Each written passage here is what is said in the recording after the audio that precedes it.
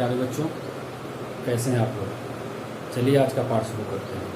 जैसा कि आप लोगों को पता, हम लोग बैंक के आर्थिक चिट्ठा balance sheet of a bank पढ़ रहे थे, जिसके अंतर्गत हम लोगों ने बैंक का जो बैलेंस शीट है उसमें कैसे होता है, कैसे बनता है, कब से लागू हुआ है, सारे प्रारूप के बारे में उसको चर्चा कर लिए थे। और उसके बाद हम लोगों ने उसके पूंजी और दायित्वों के बारे में पढ़ लिए थे, उसके कौन कौन से अनुसूचियों में क्या क्या होता है।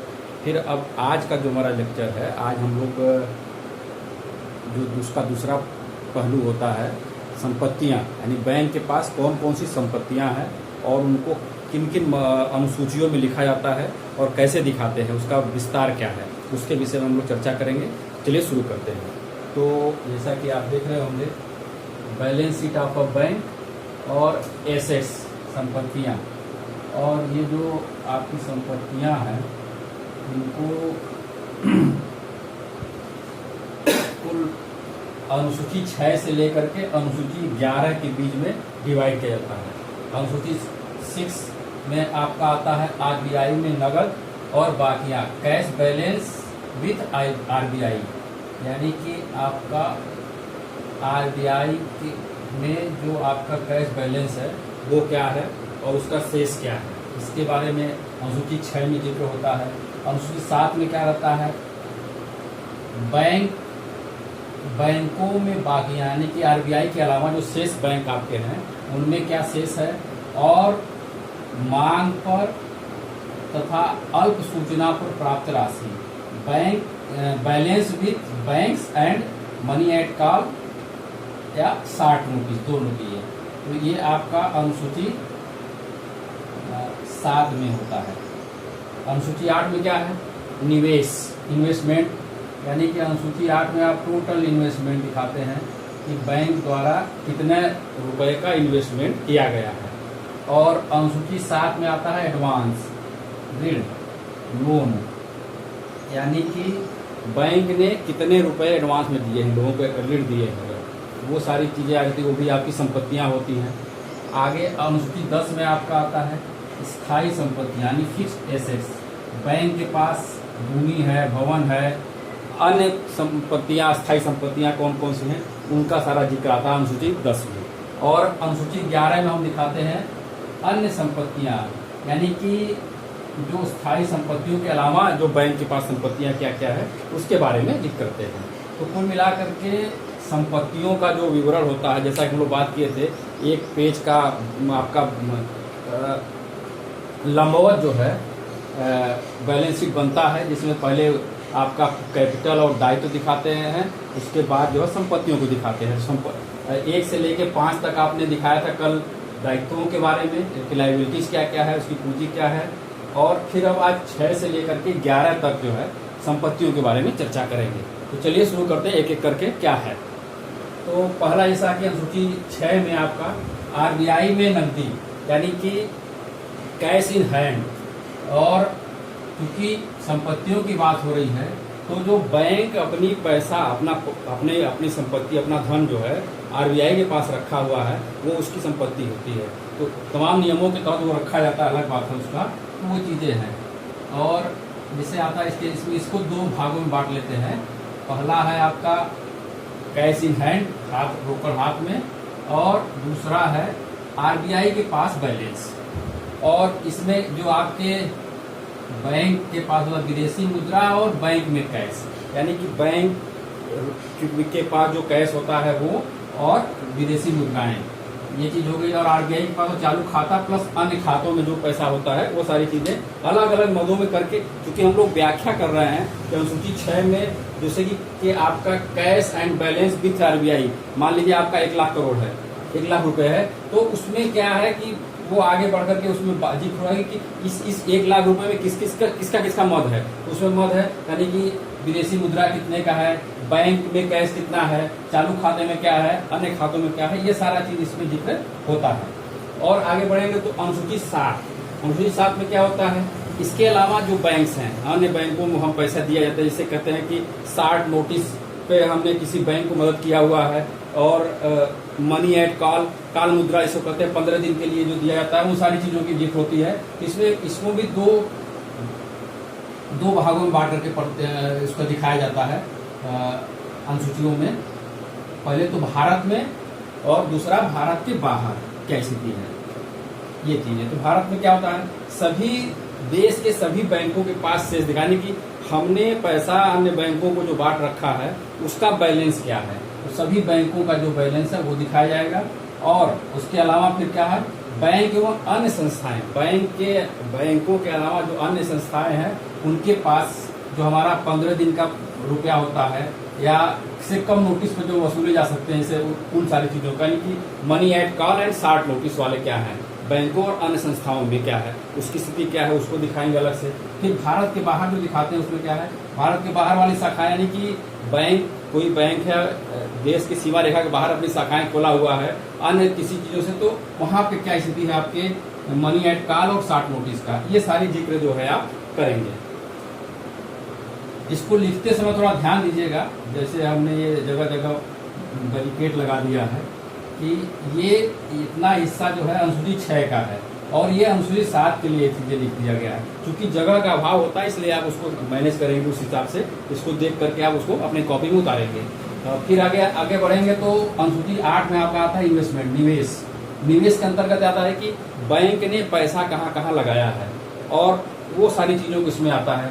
तो पहला, इसको भी दो भागों में बांट लेते हैं, भारत में निवेश और दूसरा है भारत के बाहर निवेश कहाँ करते हैं। तो पहले बात कर लेते हैं भारत में निवेश। तो भारत में सबसे अच्छा निवेश का माध्यम होता है सरकारी प्रतिभूतियां, जिसको हम लोग शुरू में पढ़ चुके हैं, सारी डिटेल में चर्चा कर चुके हैं कि बैंकों के आय के स्रोत क्या है और बैंकों का निवेश कहाँ करता है, निवेश के क्या क्या माध्यम, ये सारा चैप्टर हम लोग पूरा एक चैप्टर इस पर पढ़ा था।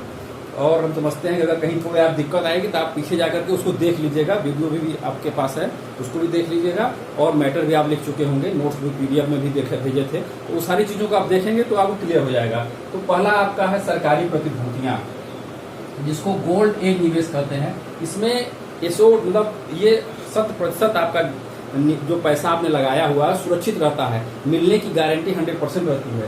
तो सारा बैंक ज्यादातर अपना निवेश जो है सरकारी प्रतिभूतियों में करते हैं। उसके बाद आते हैं अन्य प्रतिभूतियां, अन्य जगहों पे तमाम जगह ऐसे कि तमाम ऐसे अर्ध संस्थाएं हैं जो कि अपना प्रतिभूतियां जारी करती हैं, तो उनमें निवेश करता है बैंक, जैसे कि LIC में या निगमों में, तमाम तरह के निगमों द्वारा जारी होता है, या अन्य ऐसी तमाम संस्थाएं हैं जिसका कि आप तो उसमें सारा डिटेल में है चर्चा, उसको एक बार जरूर देख लीजिएगा। तो अन्य प्रतिभूतियों में लगाता है। फिर अंश शेयर में निवेश कर देता है, तमाम कंपनियों के जो शेयर जारी होते हैं, अन्य बैंकों के शेयर जारी होते हैं, उन बैंकों में अपना ये पैसा लगा देता है, तो शेयर्स हो जाएगा। ऋण पत्र और बांड, तमाम कंपनियों के ऋण पत्र जारी होते हैं, उनको भी आप ऋण पत्र, अंश और ऋण पत्र का अंतर भी देख लीजिएगा, ये भी पूरा डिटेल में है।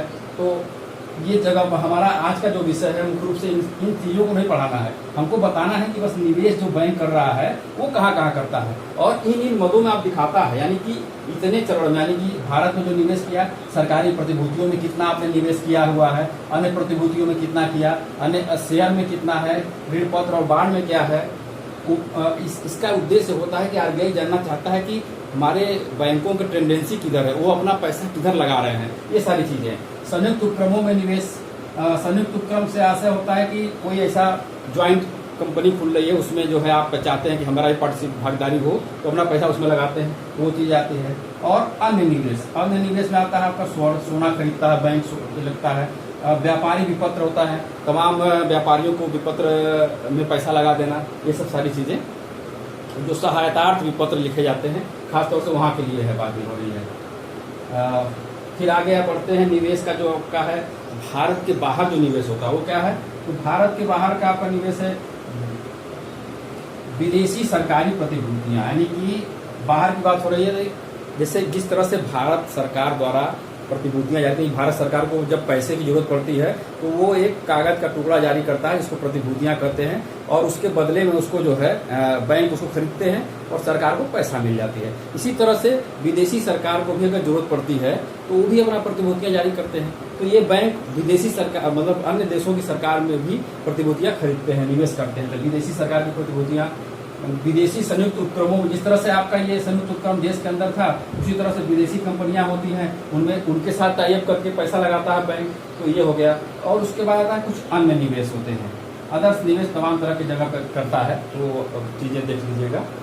अब एक चीज़ और इसमें आता है कि जो ये निवेश किया गया है इसका मूल्यांकन कैसे किया जाएगा, ये महत्वपूर्ण है। आप इसको देख लीजिएगा कि जो पैसे बैंकों ने ये निवेश किया है इनका वैल्यूएशन कैसे होगा, किस तरह से इसका किस मूल्य पर, क्योंकि आप सब जानते हैं कि मार्केट में शेयर मार्केट है तो ऊपर नीचे होता रहता है। तो जब हम आपका 31 मार्च को अपना बैलेंस शीट बना रहे हैं तो उस किस वैल्यू, मान लीजिए आज ने पैसा लगाया, कुछ और लगाया और कल को वो बढ़ के या घट करके कुछ हो सकता है, तो उसके लिए निवेश का जो मूल्यांकन है वो दो बातें महत्वपूर्ण इसमें है। पहला है कि सरकारी जो प्रतिभूतियां हैं, यानी कि ये आपकी सरकारी प्रतिभूतियां और विदेशी सरकारी प्रतिभूतियां, ये पुस्तक मूल्य पर होता है, यानी कि आपको जो उसमें तय होता है कि आप 90 दिन के लिए सरकारी प्रतिभूति खरीदे हैं तो आपको इतना रुपया मिलना ही मिलना है, तो वो सारी चीज़ें जो पुस्तक में आपका मूल्य होगा उसी को दिखाएंगे।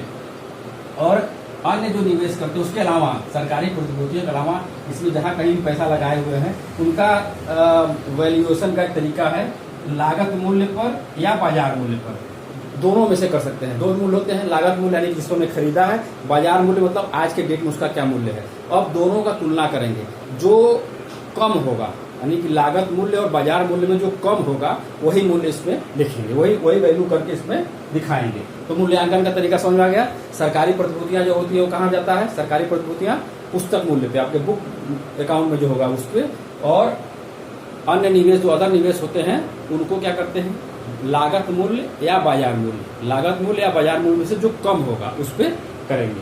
ठीक, तो ये हो गया आपका अनुसूची 8। अब हम लोग आगे बढ़ते हैं अनुसूची 9 की तरफ, और अनुसूची 9 में आपका एडवांस, अग्रिम्स, लोन्स जिसके बात कर सकते हैं। तो बैंक तमाम जगह कुछ लोग करते, जैसे कि आपका है बिल परचेज्ड एंड डिस्काउंटेड, विनिमय विपत्र खरीद लेता है और उसको डिस्काउंट कटौती करता है, वो चीज़ें आ जाती है। कैश क्रेडिट देता है, कैश क्रेडिट का मतलब है आपके खाते में पैसा क्रेडिट कर दिया है, आप जब चाहें तब उसमें से निकाल लेते हैं, तो आपने ऋण की अप्लाई किया और आपके खाते में क्रेडिट कर दिया, कैश क्रेडिट कर दिया, जब जरूरत पड़ेगा आप निकालेंगे, तो इस तरह से आप कैश क्रेडिट कर देता है। ओवरड्राफ्ट की सुविधा दे देता है। लोन पेएबल ऑन डिमांड, कुछ ऐसे ऋण होते हैं जिसे दिया जाता है कि ठीक है हम आपको 10 लाख का ऋण सीमा पास कर देते हैं, आप जब मांगोगे तो आप पैसा मुझसे ले सकते हो। तो इस तरह का हो जाता है आपका loan payable on demand, overdraft और कैश क्रेडिट, तो ये 3 एडवांस में आ जाते हैं। इस तरह के इन मदों में दिखाया जाएगा, बैंक जब अपना एसेट्स का दिखाएगा, बैलेंस शीट में एसेट दिखाएगा तो अग्रिम के वाले कॉलम में ये दिखाएगा बिल परचेज्ड एंड डिस्काउंटेड क्या है, कितने रुपए किया हुआ है, cash credit, overdraft, loan payable यानी कि जो लोन का सारा चीज़ें हैं वो कितना है। और इसके बाद एक चीज़ और जो इसमें ध्यान देने वाली चीज़ है कि कुल उधार में, यानी कि जो कुल ये उधार दे रहा है, कैश क्रेडिट, ओवरड्राफ्ट, लोन है, पेएबल, इसमें क्या करता है कि बैड डेब्ट या प्रोविजन फॉर बैड डेब्ट जो होता है, अशुद्ध ऋण और अशुद्ध ऋण के लिए संचिति जो बनाते हैं उनको घटा कर दिखाया जाता है। यानी कि आपको लगता है कि हमने जो ये उधार बांट रखा है उसमें से कितना रुपया मेरे पास आएगा, कितना नहीं आएगा, उस चीज़ों को करके उसको माइनस करने के बाद तभी अमाउंट इसमें दिखाते हैं। तो ये आपका अग्रिम्स का होता है।